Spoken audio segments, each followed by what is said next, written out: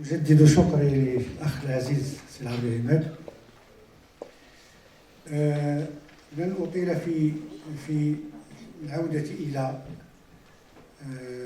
طروحاته. أعتقد أن مسألة الهشاشة التي تحدثنا عنها أعيد طرحها مرة أخرى وتم التأكيد عليها، كما تم التأكيد على الدور الأساسي الذي يجب أن يلعبه المجتمع المدني، على الدور الذي لعبه المجتمع المدني، لأن دائما نحن نحتاج نتطلع إلى الأفضل، نتطلع إلى المزيد، ولكن يجب كذلك أن نتمم ما يتم القيام به.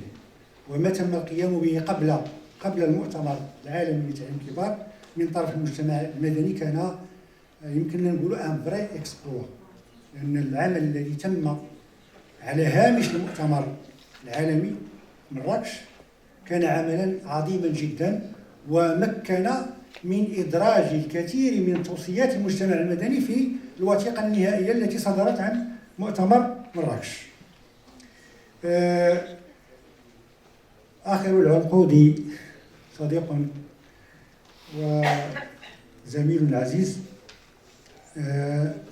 يمثل اليوم الوكالة الوطنية لمحاربة الأمية، هو رئيس مصلحة الوسائل الديداكتيكية والإشهاد بهذه الوكالة، وهو مهتم كمفتش سابق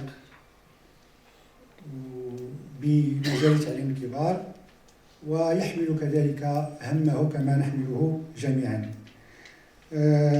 أتمنى من السي رشيد الرقيبي أن يضيء لنا بعض معالم استراتيجية الوكالة في هذا المجال، فليتفضل مشكورا.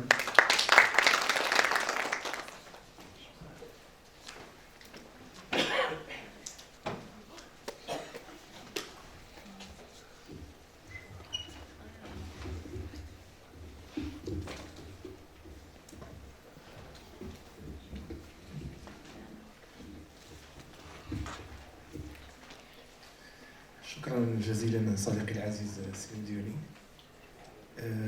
صباح الخير للجميع، وتحية للحضور الكريم كل باسمه وصفته. Donc avant de commencer cette intervention, et au nom du directeur de l'Agence nationale de lutte contre l'analphabétisme, je remercie vivement les organisateurs de ce séminaire, premièrement pour l'invitation, et deuxièmement pour leur implication dans la réussite de ce chantier de l'éducation des adultes et l'apprentissage tout au long de la vie.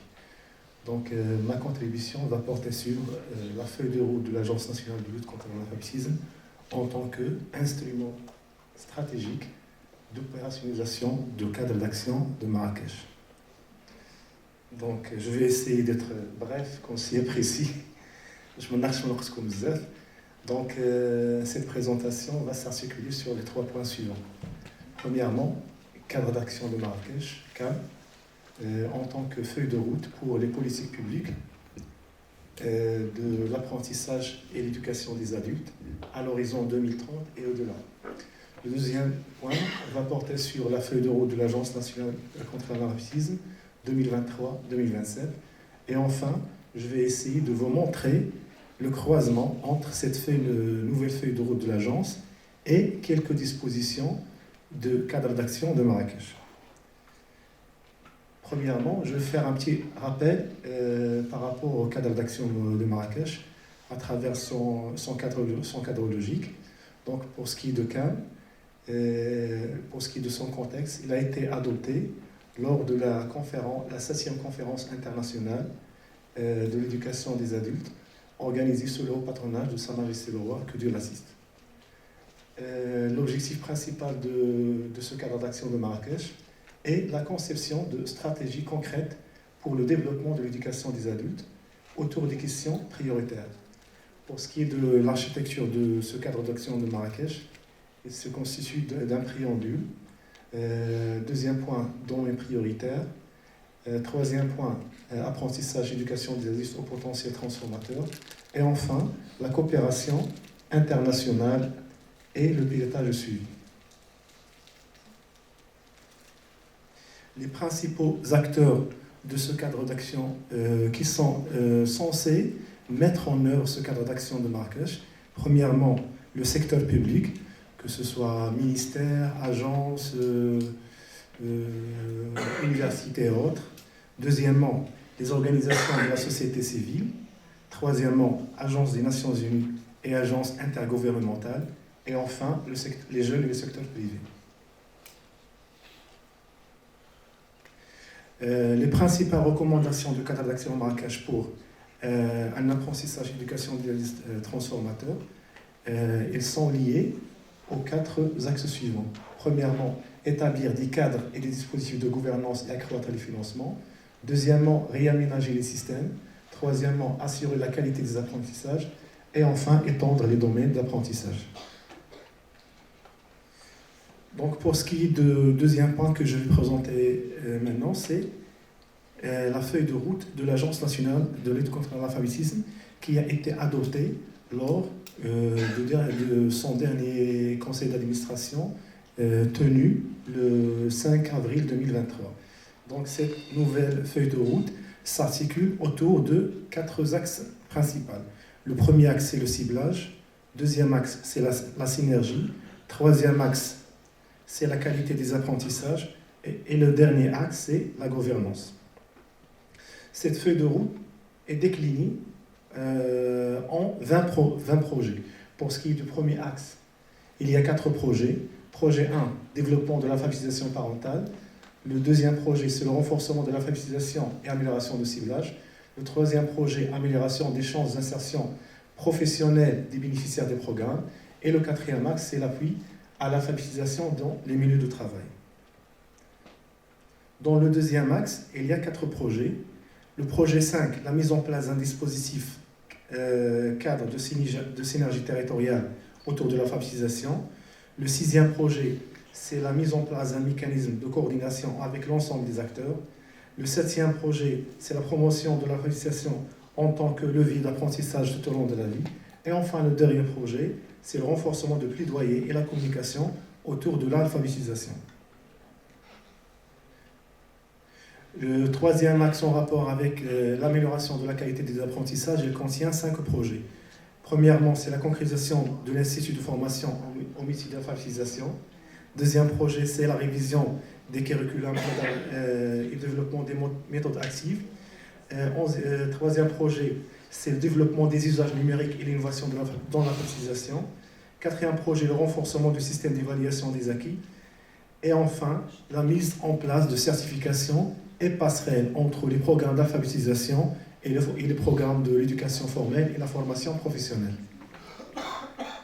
Le quatrième axe, il est lié à l'amélioration et le développement de la gouvernance. Cet axe est constitué de 7 projets. Premièrement, la mise en place d'un système de gestion intégré. Deuxièmement, le renforcement du processus de suivi et évaluation. Troisièmement, le renforcement des dispositifs de management de performance. Le 4e projet, c'est la mise en place du contrôle interne. Le 5e projet, c'est la gestion prévisionnelle des emplois et des compétences. Le 6e projet, la contribution au renforcement de l'arsenal juridique de l'Agence nationale de lutte contre l'analphabétisme. Et enfin, la mise en place d'un système de classification et de labellisation des ONG qui travaillent avec l'agence. Donc, le dernier point que je vais vous montrer maintenant, c'est la correspondance entre ces projets de la feuille de route et quelques dispositions de cadre d'action de Marrakech. Donc, pour ce qui est de projet 1, le développement de l'alphabétisation parentale, il y a la disposition 14 du cadre d'action de Marrakech qui met l'accent sur l'alphabétisation des adultes et des familles qui doit bénéficier d'une attention politique et d'un soutien financier suffisant. Le deuxième projet, il y a la disposition 25, créer des parcours d'apprentissage flexibles pour permettre d'inclure tous les segments de la population, en particulier les groupes défavorisés et se représenter.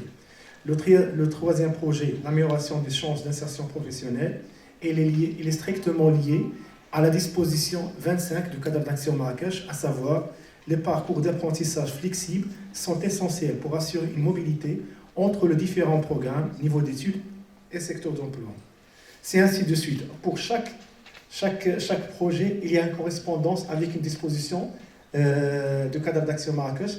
Juste un ajout, il faut aussi rappeler, pour cette nouvelle feuille de route, il n'y a pas seulement que le cadre d'action Marrakech, il y a d'autres référentiels, à savoir les orientations royales, la vision stratégique de la réforme système d'éducation à la formation, la loi cadre 51-17 en rapport avec le système d'éducation à la formation, et aussi le rapport sur le nouveau modèle de développement, et aussi les objectifs de développement durable. Donc il y a certains référentiels internationaux et référentiels nationaux, y compris ce cadre d'action de Marrakech. Donc, je vais défiler les autres projets. Donc, pour chaque projet, il y a une correspondance via cette matrice avec une disposition de cadre d'action de Marrakech. Donc, en guise de conclusion, on peut dire que la feuille de route de l'Agence nationale de lutte contre l'analphabétisme pour la période 2021-2027 constitue un instrument stratégique national qui concrétise l'engagement du Royaume dans la mise en œuvre des recommandations de cadre d'action de Marrakech dans ces différents domaines prioritaires. Et merci pour votre attention.